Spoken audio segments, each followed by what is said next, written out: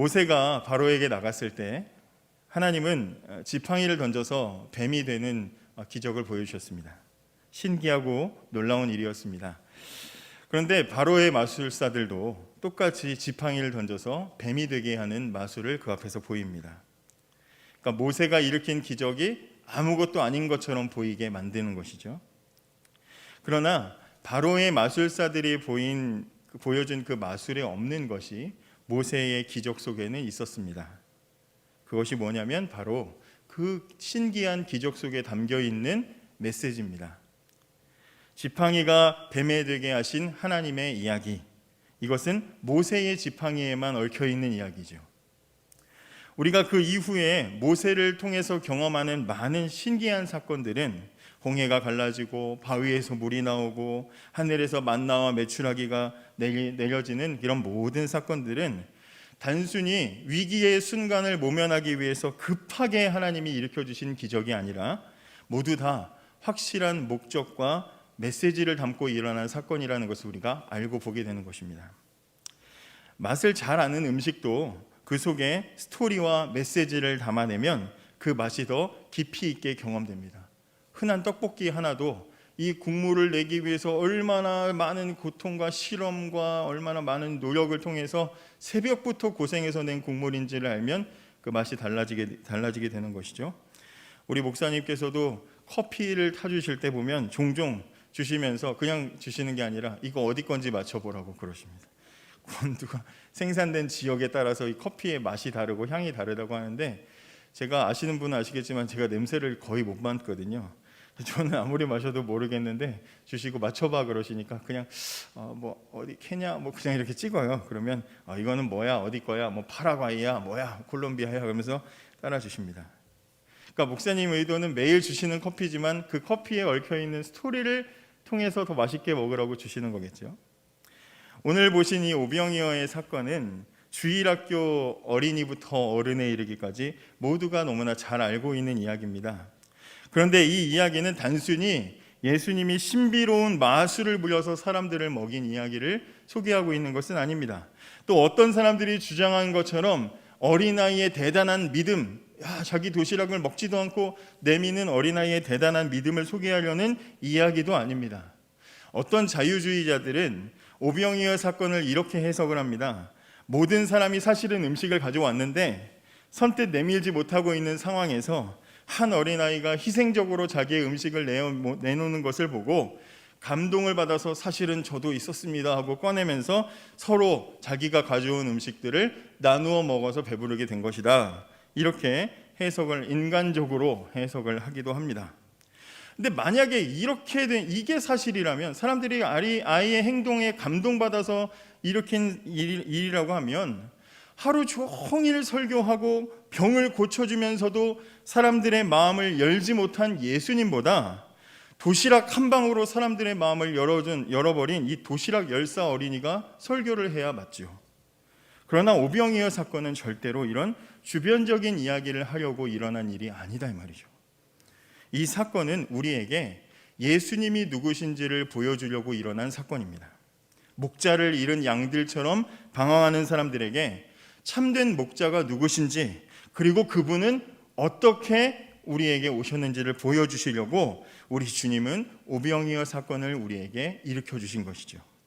그래서 이 시간 우리 함께 이 오병이어 사건에 담겨있는 스토리를 살펴보면서, 메시지를 보면서 우리 예수님의 깊은 맛과 가치를 다시 한번 발견할 수 있게 되기를 원합니다. 모든 이 공간복음은 오병이어 사건 앞에 예수님에 대한 소문이 당시의 분봉왕이었던 헤롯의 귀에 들어갔다는 이야기를 먼저 소개하고 있습니다. 그러니까 오병이어 사건을 보기 전에 우리는 헤롯이 왜 그랬는지를 생각해 볼 필요가 있다는 것입니다. 이 당시는 예수님의 공생애가 이제 초반, 이제 막 시작이 되고 그리고 이제 중반으로 넘어가려고 하는 그런 시점입니다. 그래서 이제 예수님에 대한 소문이 지역에서 점점 퍼져나가려고 하는 그런 상황이죠. 그래서 이제 헤롯의 귀에까지 들어간 것입니다. 가시는 곳마다 이제 예수님에 대해서 사람들이 알아보았고, 긍정적이든 부정적이든 반응이 일어나는 그런 상황이 되었습니다. 그러다가 헤롯 왕의 귀에까지 예수님의 소문이 들어간 것입니다. 근데 예수님의 소문을 들은 헤롯의 반응이 상당히 재미가 있습니다. 14장 마태복음 14장 2절에 보면 그 신하들에게 이르되 이는 세례 요한이라 그가 죽은 자 가운데서 살아났으니 그러므로 이런 능력이 그 속에서 역사하는도다. 헤롯은 예수님에 대한 이야기를 듣자마자 세례 요한이 살아 돌아오다니 하면서 놀라는 반응을 보이는 겁니다. 세례 요한이 왔단 말이야 하면서 놀라는 거죠. 헤롯은 예수님 얘기를 듣고 왜 세례 요한을 떠올렸을까요? 잘 아시는 대로 이 헤롯은 세례 요한을 처형한 왕입니다. 근데 헤롯은 사실 세례 요한을 처형하기는 했지만 세례 요한이라는 사람을 죽였다는 죄책감과 공포심을 동시에 가지고 있었던 사람이에요. 헤롯이 세례 요한을 죽이게 된 사연이 있습니다. 이 헤롯 안디바라는 이 인물은 정략 결혼으로 얻었던 첫 번째 아내를 과감하게 버리고 헤로디아라는 여자와 결혼을 하죠. 근데 이 문제는 헤로디아가 헤롯의 진려인데다가 이복 동생 빌립의 아내였습니다. 그 관계가 뭐 막장 드라마를 넘어서는 소재도 될 수 없을 만큼 아주 끔찍한 이야기죠. 이 헤로디아라는 여인은 숙부 남편과 이혼하고 또 다른 숙부와 결혼을 한 셈입니다. 그러니까 유대 사회에서 이것은 받아들이기 힘든 일이죠. 따라서 자연스럽게 헤롯 왕의 행실에 대해서 유대인들의 여론이 좋지 않았을 것입니다. 게다가 첫 번째 정략 결혼이 깨지다 보니까 국제 관계 속에서도 헤롯의 입지가 굉장히 좋지 않았습니다.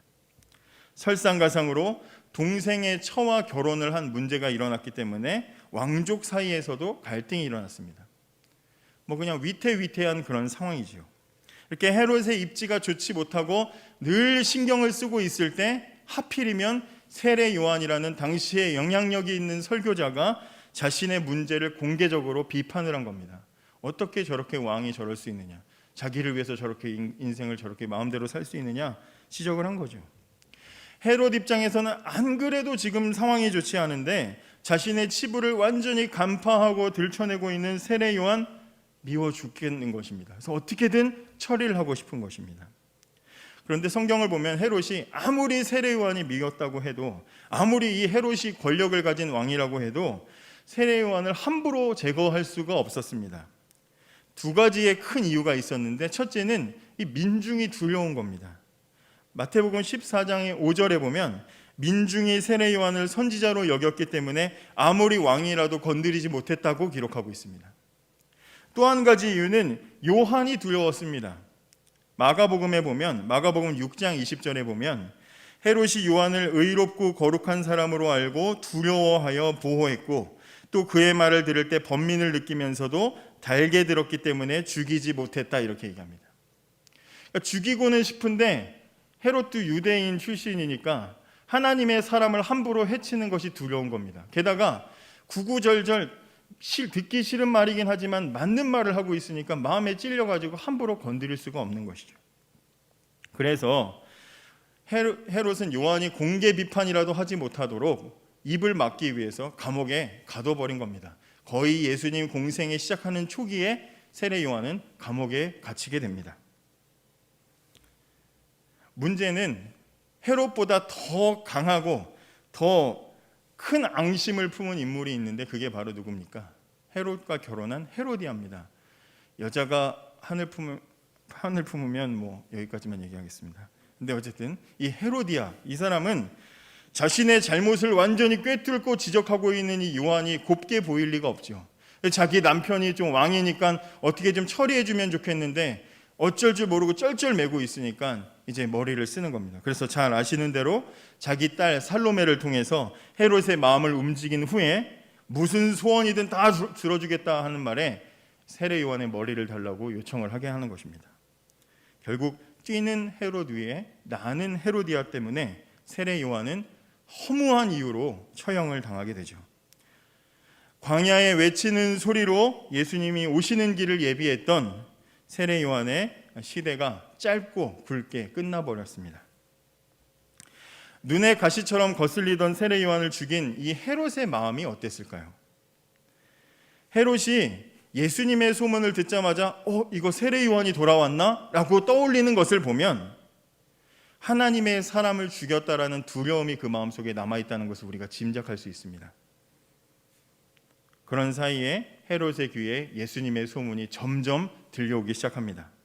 헤롯은 당황했을 겁니다. 왜냐하면 세례 요한을 지지하는 민중들에 대한 부담감을 이미 경험했거든요. 근데 또 다시 세례 요한을 죽이고 났는데 또 다시 예수라는 사람이 또 정치적으로 부담을 줄 것을 생각하니까 긴장하게 되는 것이죠. 그래서 누가는 헤롯이 예수님을 보고 싶어 했다 이렇게 기록하는데 여기에 담긴 뉘앙스가 무엇인지 우리는 충분히 짐작할 수 있습니다.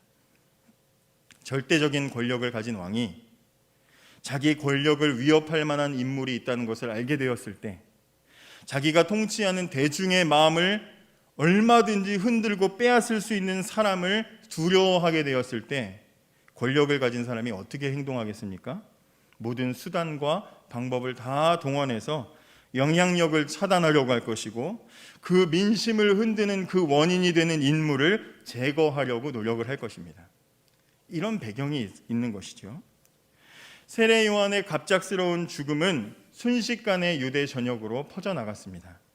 불안과 어둠의 그림자가 유대의 전역에 퍼지게 되었습니다.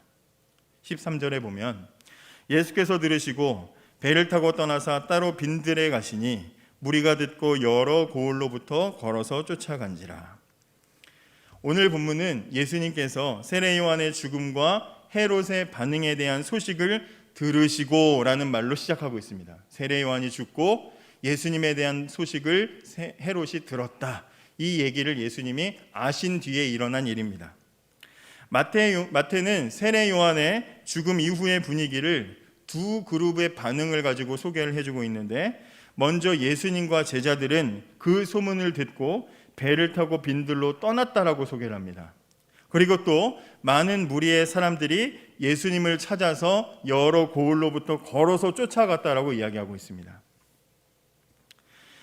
예수님은 헤롯이 세례 요한을 죽였다는 소식을 들으시고 배를 타고 빈들로 가셨습니다. 왜 빈들로 가셨을까요?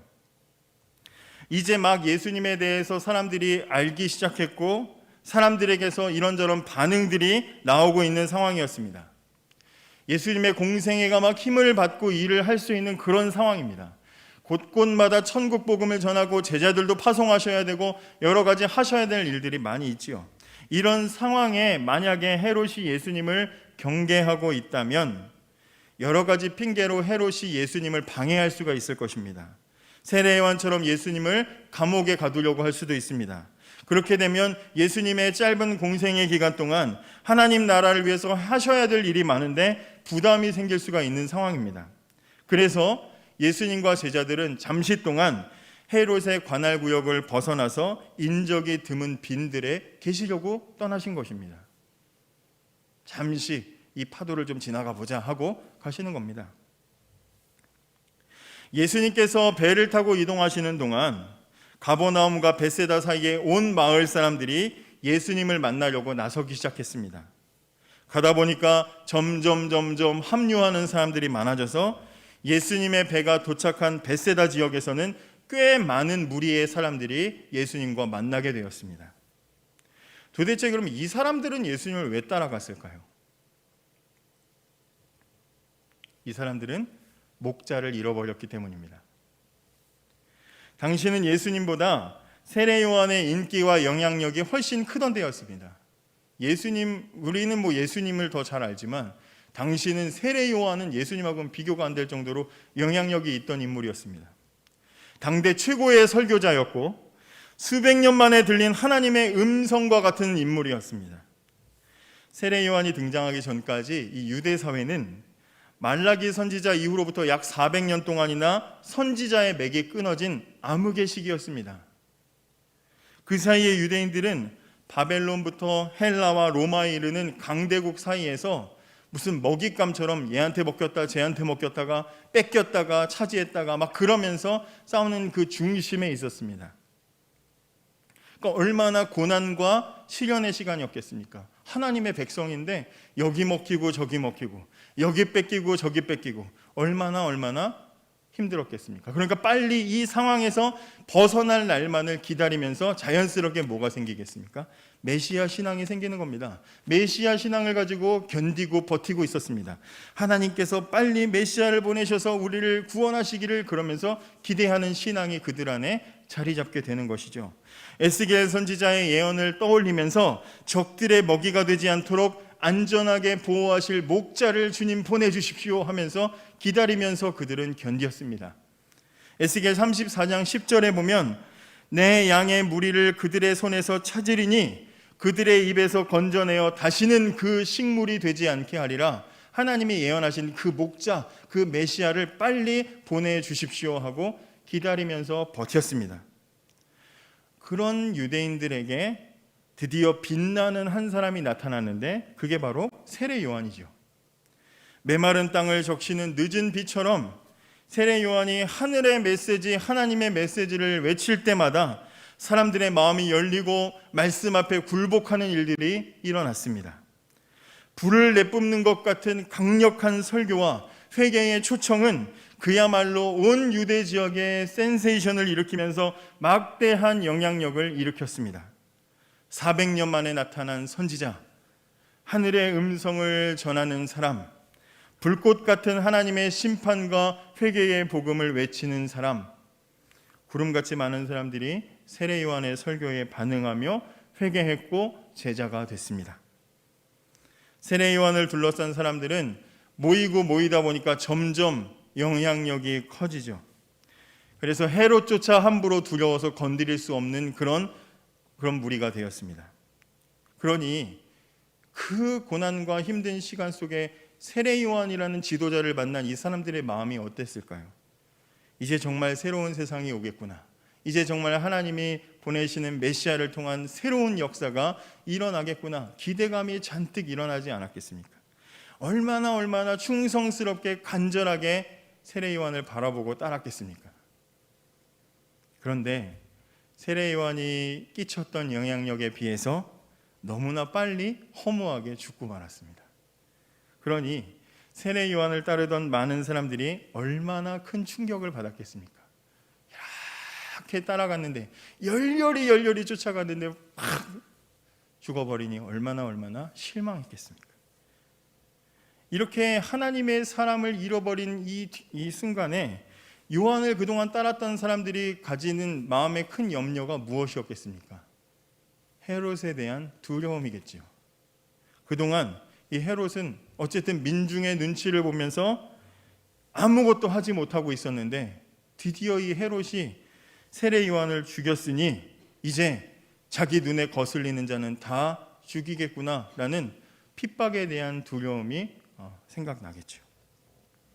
그래서 사람들은 갑자기 찾아온 실망과 낙심으로부터 위로와 격려를 주며 또 언제 시작될지 모르는 헤롯의 핍박으로부터 자신들을 보호해 줄 지도자가 필요했습니다. 이때 그들의 마음을 사로잡은 분이 누굽니까? 바로 예수님입니다. 예수님은 의로운 사람을 무고하게 죽인 헤롯을 피해서 빈들로 가셨고 지도자를 잃은 많은 사람들은 자기들을 돌봐주고 품어줄 목자를 찾아 빈들로 나갔습니다. 빈들로 가자. 여러분, 이 빈들이 어디입니까? 빈들은 그야말로 아무것도 없는 곳이 빈들이죠. 빈들은 혼자서 살 수 없는 곳입니다. 빈들에서는 어떠한 만족이나 위로도 얻을 수 없습니다. 빈들에서는 어떠한 평안도 누릴 수가 없습니다. 빈들은 마치 세례 요한을 잃은 사람들의 마음처럼 공허하고 허전하며 불안한 곳을 상징하는 장소입니다. 예수님의 배가 벳세다 항구에 도착했을 때 이미 많은 사람들이 예수님을 따라가서 기다리고 있었습니다.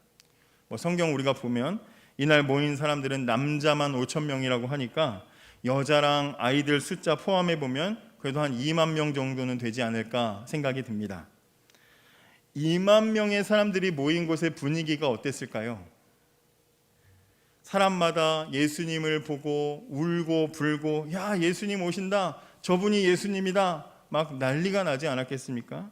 여기 예수가 오셨다. 예수여 예수여 여기 좀 봐주십시오. 손을 흔들고 울고 소리를 지르고 막 찬양을 부르고 뭐 박수를 치고 난리가 났겠죠. 예수님 내 억울함 좀 들어주십시오. 예수님 내 자녀 좀 고쳐주십시오. 그러면서 사람들이 막 쫓아갔을 것입니다. 한적한 곳을 찾아 나섰던 예수님의 휴식은 배에서 내리시는 것으로 끝이 나버렸습니다. 여러분, 빈들처럼 마음이 텅텅 비고 갈급한 사람들이 빈들을 찾아오신 예수님을 만났습니다. 이 사람들이 만난 이 예수님은 어떤 분입니까? 빈들에서 이 사람들이 만난 예수님은 첫째로 그들을 불쌍히 여기시는 분이었습니다. 14절에 보시면 큰 무리를 보시고 불쌍히 여기사 그 중에 있는 병인을 고쳐주시니라 그랬습니다. 원래 예수님은 인적이 드문 곳을 찾아가셨지만 사람들이 몰려왔습니다. 헤롯이 지금 굉장히 예민해진 상황에서 예수님 주변에 사람이 이렇게 모이게 되면 공생의 사역에 큰 부담이 됩니다. 지금은 좀 안 왔으면 좋겠는데, 지금은 좀 소문이 안 났으면 좋겠는데, 예수님 가는 곳마다 2만 명이나 모여버리면 이건 뭐 당연히 그냥 소문이 나겠지요. 그러니까 예수님의 제자들은 막 안절부절했을 겁니다. 아유, 웬만하면 오지 마시지 뭘 이렇게 쫓아오셨어요. 나중에 오세요, 내일 오세요. 제자들은 그런 마음이었을 것입니다. 어떻게든지 사람들과 좀 떨어지려고 했을 것입니다. 그런데 예수님은 당신을 간절히 필요로 해서 모인 이 사람들이 불쌍해서 견딜 수가 없으셨습니다. 예수님은 그들이 목자 없이 유리하며 방황하는 양들처럼 잃어버린 양들과 같이 보였습니다. 마태복음 9장 39절에 그들을 보시는 예수님의 마음을 민망히 여기셨다, 심령이 민망하셨다라고 이야기하시는데, 이 단어는 마음이 아픈 것을 표현할 때 가장 강력한 표현입니다. 빈들에 나온 사람들을 보시는 예수님은 마음에 큰 아픔을 느끼셨습니다. 불쌍히 여기셨습니다. 이 불쌍한 양들이 주인을 잃고 얼마나 방황했을까? 오죽하면 걸어서 나를 쫓아왔을까? 오죽하면 늦게까지도 떠나지 못하고 이 자리에 있을까? 그들을 보시는 예수님의 마음이 그랬습니다. 그래서 예수님은 갈급함을 가지고 나온 이 사람들을 불쌍히 여기시고 그들을 다 받아주셨습니다. 사랑하는 여러분, 예수님은 우리를 불쌍히 여기시는 분입니다. 우리를 불쌍히 여기시는 예수님의 마음은 성경 곳곳에 나타납니다. 예수님은 흉악한 귀신에 들려서 고통받는 딸을 데리고 예수님을 찾아왔던 가나안 여인을 불쌍히 여기셨습니다.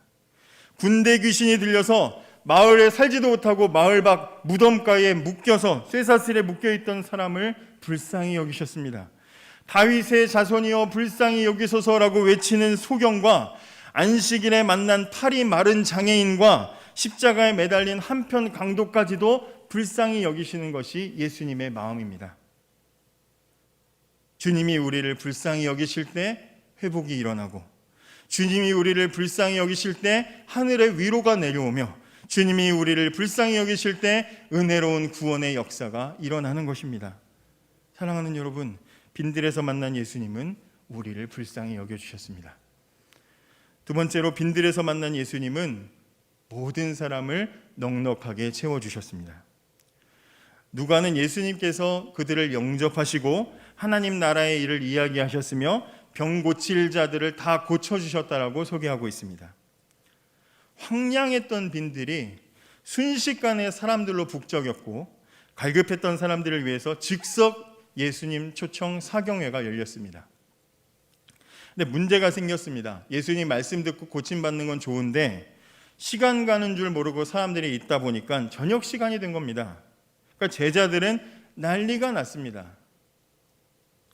2만 명을 먹일 음식도 없고 돈도 없는데 예수님은 눈치 없이 설교를 안 끊으시고 계속 또 하시는 겁니다. 사람들은 또 갈 생각은 안 하고 배고프지도 않은지 그냥 그 자리에 앉아 있으니까 뒤에서 부교역자들만 난리가 난 겁니다. 이거 큰일 났다, 어떡하냐, 이거 준비해야 되는데 난리가 나는 겁니다.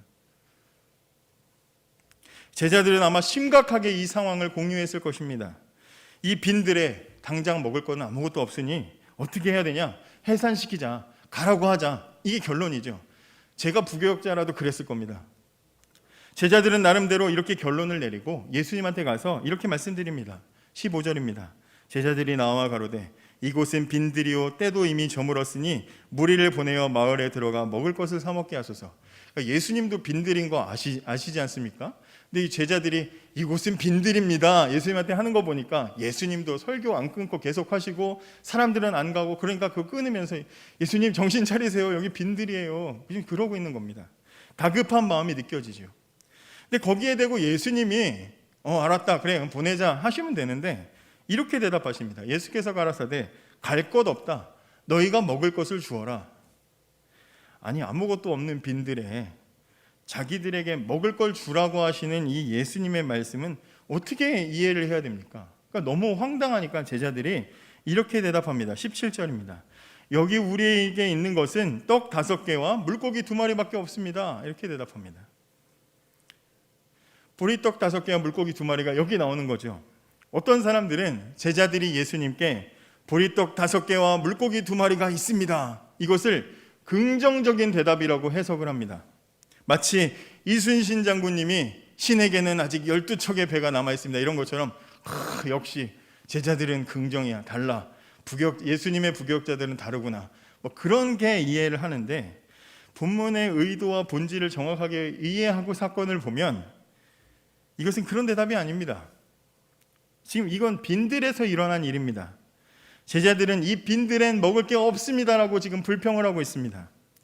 이 빈들에 먹을 것이라고는 무슨 8단 찬압에 어른용 무슨 고기 반찬이 있는 것이 아니라 어린아이가 가져온 오병이어밖에 없습니다.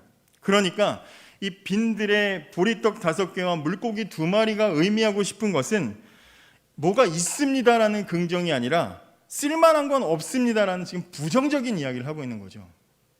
너희가 먹을 걸 주어라 하고 있는데 거기에 대고 없어요, 이거밖에 없어요, 탈탈 털어도 이것밖에 없습니다라고 없다는 이야기를 하고 있는 것입니다. 그러니까 지금 상황에서 성경이 하고 있는 말은 영적으로 굶주린 사람들이 빈들에 있는 것처럼 육체적으로 굶주린 사람들을 채워줄 만한 것이 여기에는 없다, 이 말을 지금 하고 있는 것이죠. 제자들의 반응이 얼마나 현실적입니까? 먹을 것을 주라 하는 예수님에게 입을 삐죽거리면서 말씀은 좋은데요, 주님 좋은데 현실은 고작 오병이어밖에 없습니다, 이 빈들은 아무것도 없습니다. 제자들은 예수님께 이렇게 하소연을 하는 것입니다. 신앙생활 가운데서도 비슷한 경험들을 할 때가 있습니다. 말씀을 듣다 보면 하나님 말씀은 참 잘 알겠습니다, 하나님의 마음이야 뭐 잘 알겠습니다. 그런데 도대체 하나님께서 나의 현실을 지금 아시고 이 말씀을 하시는 건지 도무지 제가 그게 이해가 안 됩니다. 그럴 때가 있습니다. 아무것도 없는 빈들에 살고 있는데 도대체 나한테 뭘 하라고 하시는 건지 입을 삐죽거릴 때가 있습니다. 하나님 잘 모르시나 본데 우리 현실이 그렇습니다. 우리의 재정 상황이 그렇고 제 능력이 이것밖에 안 됩니다. 기본적으로 제가 뭐라도 있어야 주님 말씀대로 긍정적으로 뭔가 제가 생각해 볼 텐데 지금은 아무것도 할 수 있는 게 없습니다. 우리 이런 마음을 가질 때가 있습니다. 여러분 그렇습니다. 우리가 본 현실은 그렇게 보일 수 있습니다. 빈들에서 뭘 하겠습니까? 오병이어 가지고 뭐 하겠습니까? 예수님께서 너희가 먹을 것을 주라 하실 때 제자들의 반응, 이것은 예수님께 퉁명스럽게 이게 현실이니 받아들이십시오 하는 대답은 퉁명스럽게 느껴집니다. 현실은 오병이어밖에 없습니다. 빈들에 뭐가 있겠습니까? 그런데 한 가지 제자들이 잊어버린 게 있습니다. 빈들처럼 육체도 마음도 텅텅 비고 허전한 이곳에 누가 계십니까? 그곳에 그 빈들에 예수님이 함께 계십니다. 이제 예수님은 모든 것을 포기하고 갈급한 마음으로 찾아온 사람들과 빈들에서 빈손으로 투덜대고 있는 제자들에게 예수님이 열어주시는 하나님의 나라가 얼마나 풍성하고 넉넉한지를 보여주십니다. 19절부터 보시면 하늘을 우러러 축사하시고 떡을 떼어 제자들에게 주시매 제자들이 무리에게 주니 다 배불리 먹고 남은 조각을 12바구니에 차게 거두었으며 먹은 사람은 여자와 아이 외에 5,000명이나 되었더라. 이렇게 얘기하고 있습니다. 예수님이 축사하시고 제자들에게 떡을 떼어 주시며 나눠줘라, 이거 줘라 하십니다. 그러자 빈들에 있던 사람들이 그것을 다 나누어 먹고도 배불리 먹고도 12바구니가 남았습니다. 어릴 때 명절 이틀 전에 저희 집은 만두를 빚었는데 수백 개의 만두가 모든 며느리들과 딸들의 솜씨로 수백 개의 만두가 집에 곳곳에 냉동실, 냉장실, 온 곳에 주방에 가득했습니다. 그리고 할머니는 하루 종일 하나밖에 없는 손자인 저를 위해서 만두를 쪄서 갖다 주셨습니다. 그럼 제 관심은 이제 만두가 얼마나 남았나 거기에 있는 거죠. 냉장고 열어보고 아직 있구나 하면 마음의 안심을 하는 겁니다. 휙 둘러보고 그러면서 안심했던 기억이 있습니다. 빈들에 모인 사람들이 배부르게 먹고도 12바구니가 남았습니다. 아니 모인 숫자만큼 딱 떨어지게 주시지 않고 왜 남겼을까? 이 남긴 건 뭘 의미하겠습니까? 얼마든지 더 있으니 염려하지 말라는 거죠. 냉장고 열어보고 만두 있으니까 안심하는 것처럼 다시 네가 배고파도 다시 배부를 수 있으니 염려하지 마라. 넉넉하다, 풍성하다, 언제라도 배부를 수 있다, 걱정하지 말아라. 하나님 나라는 이렇게 넉넉하니 염려하지 말라. 12바구니가 보여주는 것입니다. 여러분, 아무것도 없는 빈들이 사람들로 채워졌고 방황하던 사람들의 마음과 굶주리던 사람들의 육신이 예수님 덕분에 채워졌습니다. 부족하고 모자른 곳이 차고 넘치는 곳으로 바뀌게 되었습니다. 예수님은 우리의 필요를 넉넉하게 채우시는 분이십니다. 사랑하는 여러분, 이 오병이어 사건은 단순히 그 순간을 위해서 위기를 모면하시려고 예수님이 잠깐 일으키신 기적이 아니라 예수님이 바로 유대인들이 기다리던 새로운 왕, 새로운 목자라는 것을 보여주는 사건입니다. 빈들의 큰 무리에게 보여주신 예수님의 모습은 출애굽 광야의 이스라엘 백성들에게 보여주신 하나님의 모습을 떠오르게 합니다. 아무것도 없는 광야에서 하나님이 이스라엘을 먹이신 것처럼 아무것도 없는 빈들에서 예수님은 큰 무리를 먹이셨습니다. 유대인들은 빈들에서 에스겔 선지자의 예언이 성취되는 것을 경험합니다. 에스겔 34장 13절과 15절에 보시면 그 땅 모든 거주지에서 먹이되 좋은 꼴로 먹이고 이스라엘 산 위에서 살찐 꼴을 먹으리라. 이 에스겔 선지자의 예언이 예수님을 통해서 이 빈들에서 이루어진 것을 경험하는 것입니다.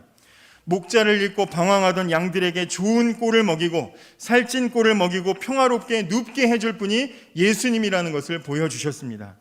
헤롯 때문에 견딜 수 없는 불안과 두려움 속에 살던 사람들이 예수님을 만나자 진정한 샬롬의 나라, 평강을 경험하게 되었습니다. 빈들의 메시아가 오셨습니다. 광야에 하나님의 나라가 펼쳐졌습니다. 절망으로 가득한 세상에 하나님의 나라가 시작되었습니다. 사랑하는 여러분, 두려움으로 방황하던 사람들이 예수님을 만나 평안과 기쁨을 회복했습니다.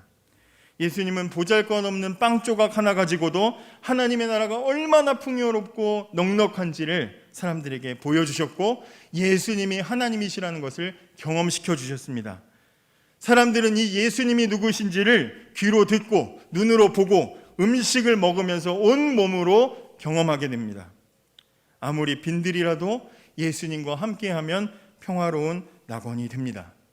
예수님과 함께하면 인간의 가장 기초적인 욕구인 식욕부터 깊은 영혼의 갈증까지도 다 만족시킬 수 있는 귀한 은혜가 있다는 것을 경험했습니다.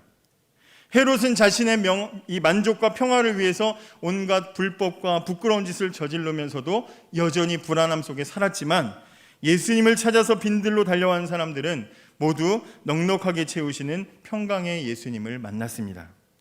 사랑하는 여러분, 이 빈들이 어떤 곳입니까? 모든 것을 뒤로 하고 예수님만 바라보고 간 곳이 빈들입니다. 세상의 기대나 권리를 포기하고 음식을 준비할 계획조차 세우지 않고 예수님만 바라보고 달려간 곳이 빈들입니다. 이렇게 예수 외에 다 포기하고 달려간 빈들에서 예수님을 만났습니다. 그들에게는 예수님밖에 안 남았지만 예수님만으로 충분하다는 것을 경험하게 되었습니다. 여러분, 코로나 블루라고 부를 만큼 지난 1년 동안 우리의 생활과 또 우리의 몸과 마음과 영혼이 영향을 받았습니다. 극단적인 선택을 하는 사람들도 너무나 많이 뉴스에 나오고 또 인간성을 상실한 것 같이 끔찍한 일들이 우리 주변에서 많이 일어나고 있습니다. 이런 상황에 예수 믿는 우리의 마음이 가장 아프고 속상한 것은 사람들의 마음을 위로하고 치유해야 할 예배가 제약을 받고 있다는 것입니다. 게다가 우리가 직접적 핍박을 받는 공산권이나 이슬람권에 살고 있지는 않지만 코로나 이후로 교회가 또 신자들에 대한 인식이 부정적으로 바뀌게 되면서 신자로 사는 것 자체를 눈치 봐야 되는 시대를 우리는 살아가고 있습니다. 길을 잃은 것처럼 방치된 것 같고 허전하고 실망스러운 마음으로 점점 서서히 가라앉고 있는 것 같은 그런 심정으로 우리는 지금 살아가고 있다 이 말이죠.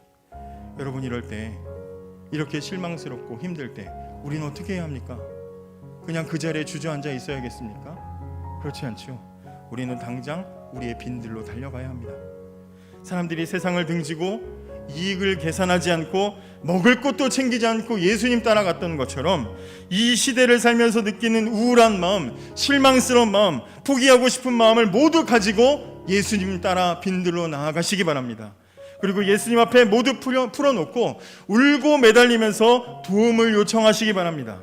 갈급한 마음으로 발걸음을 재촉하며 예수님을 따라갔던 사람들처럼 포기하지 말고 예수님 따라가시기 바랍니다.